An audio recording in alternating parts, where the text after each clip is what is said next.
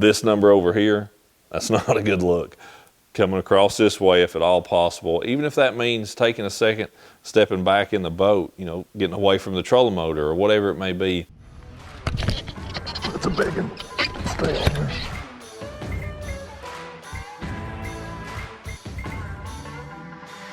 Hey everybody, welcome back to the channel, and this is part of the 3-part series going over different hook sets. And you know, a big reason to use the right hook set, you know the old saying, hook sets are free.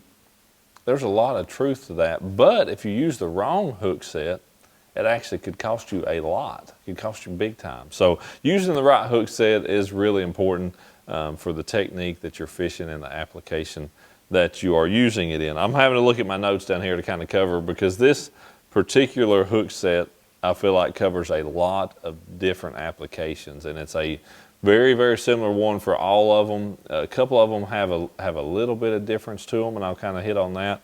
But really, this hook set for me goes over basically any soft plastic rig that I'm going to use on a bait casting setup. If that's a Texas rig, if that's weightless, Carolina rig, you know, any type of soft plastic technique that I'm using, this is going to cover that. It's also going to cover basically the hook set I use when I'm flipping, when I'm pitching.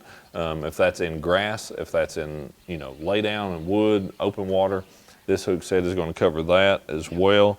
A football jig out deep, it's going to be basically with this.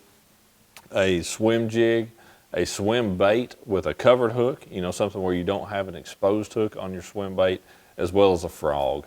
And I'm gonna hit on those, a couple of those right there, with a little bit of exception kind of to the other part a little bit, just because of the fact that sometimes that will be visual, obviously with the frog.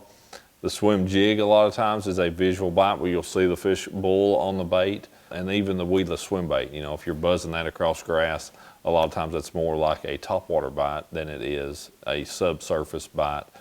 But the similarity with that is the fact that it's still going to be you get that initial bite, even though you've seen it, try to ignore the fact, you know, that you saw it happen. You feel that initial thump, and then you're going to reel down, you know, to set the hook. So again, soft plastics, you know, covering all these type of deals. You know, Texas rig is something I catch a ton of fish on throughout the year, whether that is pitching that, or, you know, casting it out in open water a little bit more, throwing it around docks. But I catch a lot of fish just on the old school Texas rig. A lot of that I do with that Bass Pro Magnum Finesse worm, just a dynamite worm, you know, for me in a lot of situations. Sometimes that'll be on a cast when I pitched it. It may be on kind of a side arm or a roll cast or something where I threw it, you know, at a piece of cover a little bit greater distance away. Hook set's the same regardless of how I presented the bait. You know, always keep that in mind, that the cast doesn't determine the hook set, where the fish is, the bait style, all those type of things is what's going to determine how you're going to set the hook. One other thing to mention, a lot of these, kind of looking at it here now, man, the vast majority of these, truly, I fish with braided line, either straight braided line, like on the frog and the swim jig, but man, the vast majority of them, I fish with a braid with a fluorocarbon leader anymore. And that is, again, why these hook sets are also very similar for me, because I fish it on such similar rod and reel applications out there, even, you know, in different stuff. Probably one of my favorite is that Johnny Morse Platinum 7-1 medium heavy rod. That rod covers a lot of different stuff for me in this. The frog and swim jig is on a Carbon Light 7-3 medium heavy. My flipping and pitching is done basically with the Platinum 7-6 heavy, just because a lot of times I'm in even heavier cover. And that is why I feel like the hook set itself is going to be similar. Again, I mentioned this in some of these other videos. The hook set's going to be similar for this style of stuff, but then I use those little bit different model rods that have a little different qualities.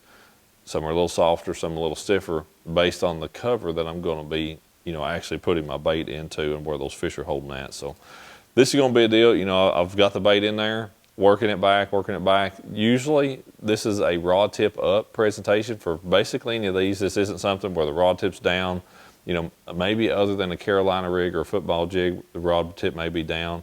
You're kind of dragging that bait along the bottom. But most of the rest of these, this is a rod tip up as I'm fishing it. You know, think of hopping that worm or dragging that worm, flipping around the dock. You know, most of that fishing is done with your rod tip up. So the rod's going to be, you know, maybe in that 10 o'clock position, 8, 9, 10 o'clock position. When you get that bite, you feel the thump, you feel that little bit of sponginess. And I always try to do what I tell people to do on a frog when they watch a fish bite the bait. So that you feel that initial thing that you're like, that could be a bite. So you get to that point, you're like, yep, I think that's a bite. Is to try to give it that extra second to where you know 100% confidence, yes, that's absolutely a fish. And then I'm going to reel down. I don't do the slack line hook set where you throw the slack at it and then you know really try to crack it back. I don't like that. But I also don't like the get all the way down here, reel all the way down tight, lean into it, and then come back really hard with the hook set. Using that braid with the fluorocarbon leader like I do on so many of these techniques, I kind of only come down about halfway, about half cocked, and then I want to come up with it, you know, and give a pretty good full swing at that point. That's what I've found for me is a good, kind of good in between. I never get way out of position that way. You know, the bite's up here, I can reel down just a couple cranks and get there quickly. I don't have to reel all the way down, you know, way down, and then come way up with the hook set. Just a couple cranks down with that fast reel to take up what slack I need, get to there, and then come back with the rod.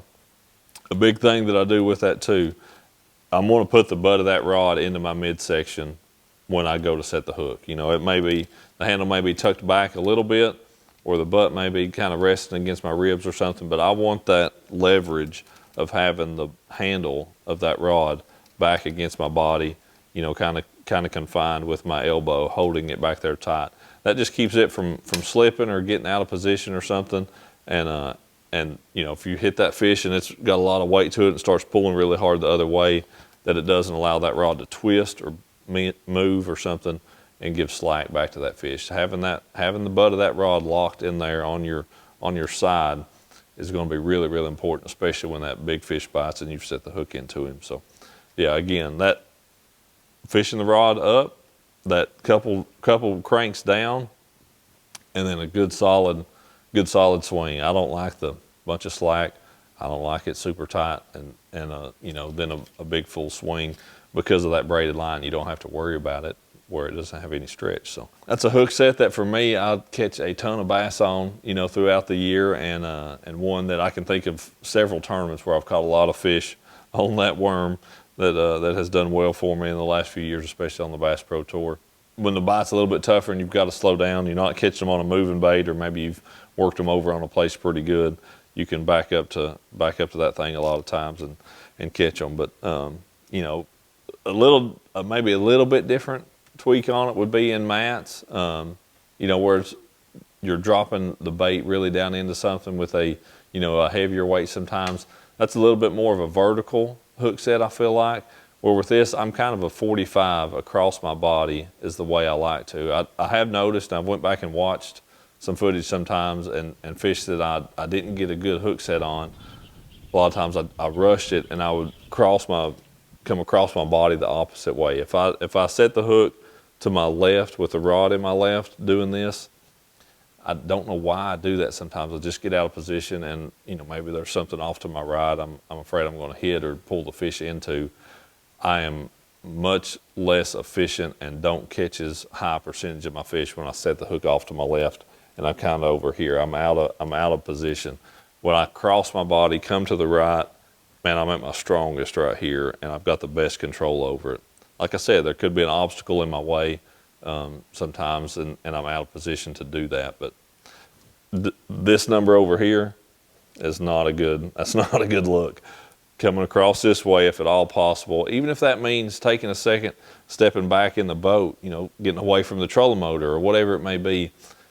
I'm guilty of not doing that when I should. Definitely keep that in mind. If you're a right-hand fisherman, the rod's in your right, crossing your body to your left is going to be your strong way. But if you're left-hand, you know, rod's in your left, crossing your body is going to be the way you want to do that. So just keep that in mind. Hope this helps you, and you'll land more fish if you use the right hook set. Don't let it cost you.